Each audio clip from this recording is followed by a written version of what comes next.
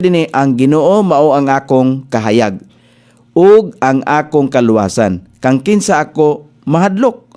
Ang Ginoo mao ang kusog sa akong kinabuhi.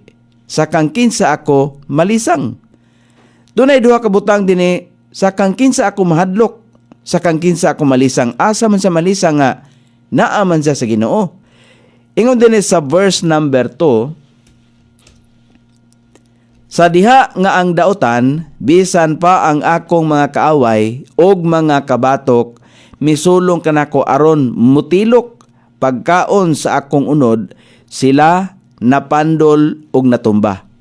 Verse number 3, bisan pa og usa ka panon, magpalibot gayod batok kanako, ang akong kasing-kasing dili mahadlok.